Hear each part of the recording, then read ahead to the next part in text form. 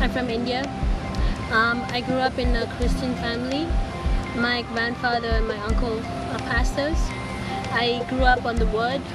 I grew up on Christian principles and values, and to me that was enough. To me that made me perfect and whole, and I knew everything, but I didn't. While growing up in India, I saw the bad side of Christianity.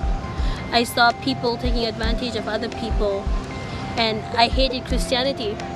I hated men of God, and I attributed those feelings I had for those people to God, and I saw God in a negative way, and I hated God, and I never cared to change it, you know. I just saw him as the man above. I moved to Singapore when I was 17 years old. It was a new place, new people, new culture, and coupled with my past issues of confusion and identity issues, I was very depressed. I was very bitter and negative. I was not a nice person to be around with. Every Sunday I would do this hypocritical way of going to church just because I have to. I never knew why. I would just do it for the sake of doing it. But one part of me always searched for that something more. I would go from one church to another trying to find it, but I never did. And it was during this time that one of my close friends invited me to her church, and I went with a very skeptical attitude. I was very close-minded, but it was during the service that I felt a hand on my shoulder, and I didn't know what it was. I looked around, I couldn't find anyone there, but I wept, I cried. I didn't know why I was crying.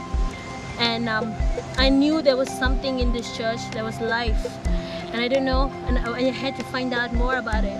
I would hear my pastor talk about the Holy Spirit, talk about a relationship with the Holy Spirit, intimacy with the Holy Spirit, and I wanted it. Like, I knew about the Holy Spirit before. I knew the theology around the Holy Spirit. I knew the theory about the Holy Spirit, but I did not know the Holy Spirit.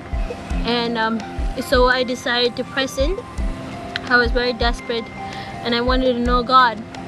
So I kept pressing in, and it was during this time God told me to go to the summer internship program, and I did. And it changed me completely.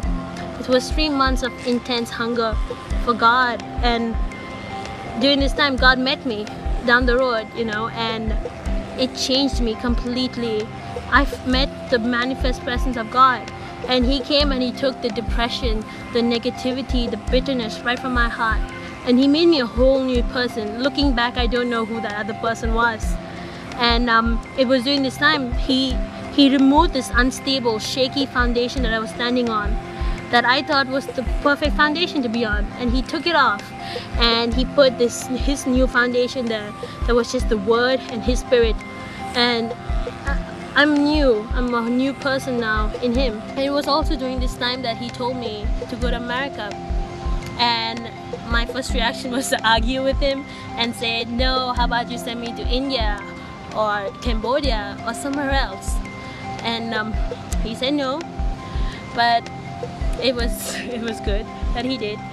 And I started figuring things out, doing things my way to get into America.